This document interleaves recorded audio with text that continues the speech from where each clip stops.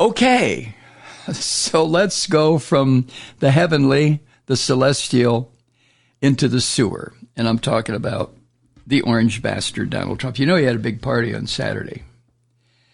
And he had a bunch of billionaires show up. And when the party was over, Trump's campaign claims that they collected $50 million, which is just a way of saying, see, I did better than Joe. See. But he spoke at this fundraiser on Saturday night, and he was, one of the things this sick son of a bitch talked about, according to Maggie Haberman in the New York Times the other day, he was lamenting that people were not immigrating to the United States from what he called nice countries. What he meant was white countries. I mean, there's no question. But he said nice countries like Denmark and Norway and Sweden. What is the common thread with those three countries? Well, the people who we normally associate with those Scandinavian countries are white as the wind-driven snow, right? And that's what Trump wants. He wants that Aryan race as opposed to races that are not Aryan populating his country. He suggested during his babbling at this dinner, or whatever the hell it was, his party, that his dinner companions, the mega wealthy slime that he had invited, who showed up. I mean, it's one thing to get an invitation.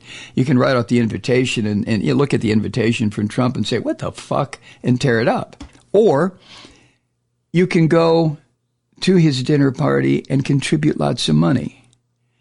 If you do the latter, in my opinion, you are a slimy, anti-American creep. And I hope you get jock itch if you're male and athlete's foot if you're female to such a degree that you can't stand the itching and the pain. I mean, that's my wish to you, among other things. I know I sound like a 10-year-old, but that's just the kind of emotional state sometimes I get reduced to when I think about this orange bastard.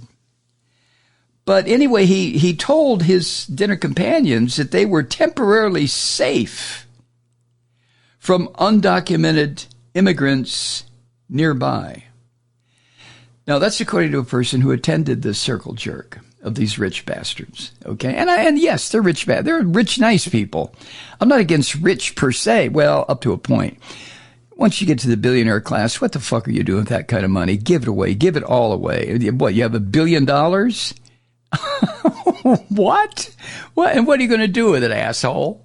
Oh, I see. You're going to buy the best of this and the best of that. And you're going to drive a Maserati and you're going to leave a huge fortune to your brain-dead fucking children, right? Huh? Is that what you're going to do? Why don't you take your billions and do something good? I know. I'm talking shit now. Okay.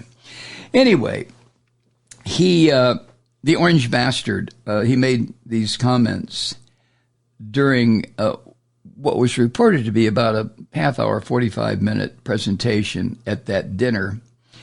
And it wasn't at Mar-a-Lago. It was at a mansion owned by the billionaire financier John Paulson in Palm Beach. Now, Palm Beach, if ever a community could be called a rarefied island community, it would be Palm Beach. But that's where this soiree was held. And according to reports, I mean, what the hell, I might as well share this with you. Guests were seated outdoors at white cloth tables under a white tent. White. Looking out on the waterway that divides the moneyed town from the slimy West Palm Beach, which is nothing more than a stop on the road as people drive from Jacksonville down to Miami, I guess. But this waterway separates the ultra-wealthy from hoi polloi, the scum, the slime, the filthy common folk. Who wants to be around them, right? Anyway, dozens of wealthy donors, this is according to a couple of people who actually attended, Anyway, dozens of these people helped write these donor checks that the Trump campaign and the Republican National Committee claimed. See, we don't know if it's true. So New York Times has to put that word in there. Claimed totaled more than $50 million. And, of course, that amount, if it's true, would set a record. Of course, it hasn't been verified. And I guess the next time a campaign contribution report is due, of course, nobody will pay any attention to that shit when it does come due. But I guess it'll be revealed in that report whether or not this is some kind of a wet dream of the orange bastard or if it really happened. Oh. Now, some of the things that Trump talked about were standard rants and raves and stumblings and drooling and repeating himself and speaking in broken words, not just broken sentences, but broken words. He has standard fare from his the speeches he makes when he is surrounded by 1,000 or two of the people who are so willing to support this filthy bastard. And they don't seem to know that his policies will decimate their lives, the lives of their children. Well, anyway. Other parts of the speech, once you got past the ranting and drooling and raving that he does on those public events, other parts of the speech, according to people who were there, were tailored to fit what his wealthy audience wanted to hear. Now, according to one of the attendees, and this is reported in the Times, about midway through his babbling, Trump began an extensive rant about migrants entering the United States. According to the person who attended and who shared this with the Times, Trump said, quote, "These are people coming in from prisons and jails. They're coming in from just unbelievable places and countries that are a disaster." And he then appeared to refer to an episode during his presidency when he got significant criticism over a meeting he held in the Oval Office with federal lawmakers about immigration. If you remember, that's when he described Haiti and some of the nations in Africa as, quote, shithole countries, compared with places like Norway. Remember that? Now, I don't think I'm going out on a limb here to suggest that at this party this past Saturday night, there were no attendees from shithole countries. Trump's guards would not have let them onto the island, much less into the party.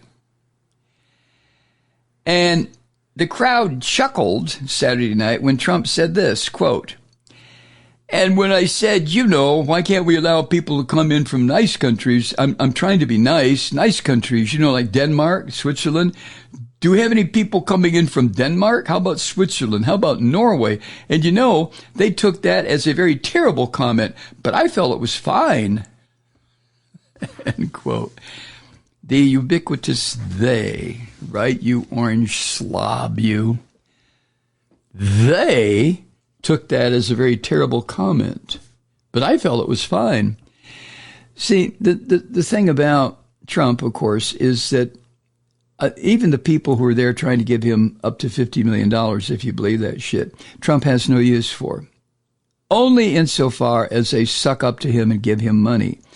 And, of course, they do suck up to him and give him money because they know that there is a comeback. They know that if Trump is elected again, the ultra unbelievably wealthy class of Americans in this country will be richly rewarded for the support of this Nazi fuck.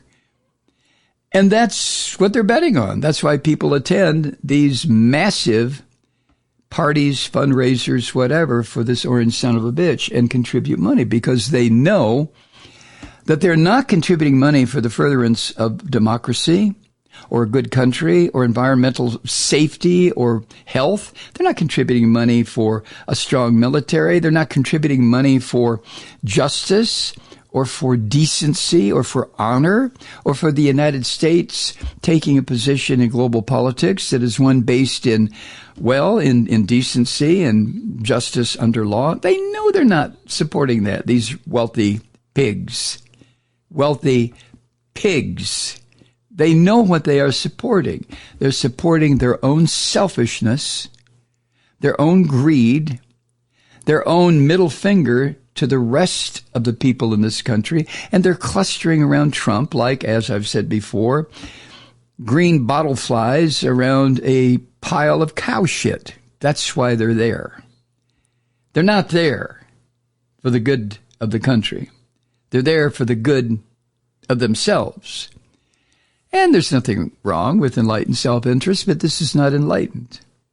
This is the kind of self-interest that says to our political system, that says to everything, to our system of labor organizing, to our education system. It says to everything, fuck you, me first, everybody else can piss off.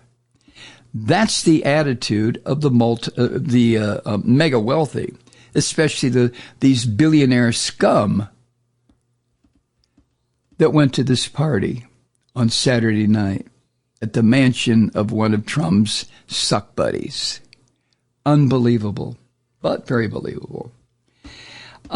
Trump went on to say that there were people coming to the United States from Yemen, quote, where they're blowing each other up all over the place, end quote. What a comment, what an observation about a situation in Yemen that's been going on for years and years, where the Houthi rebels live.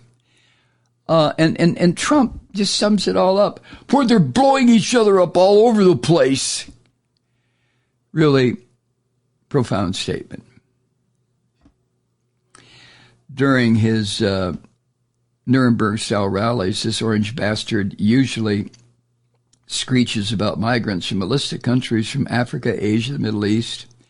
And he uses what has been very effective for him in his filthy political career. He uses fear of people that the average American is never, ever, fucking ever going to come in contact with.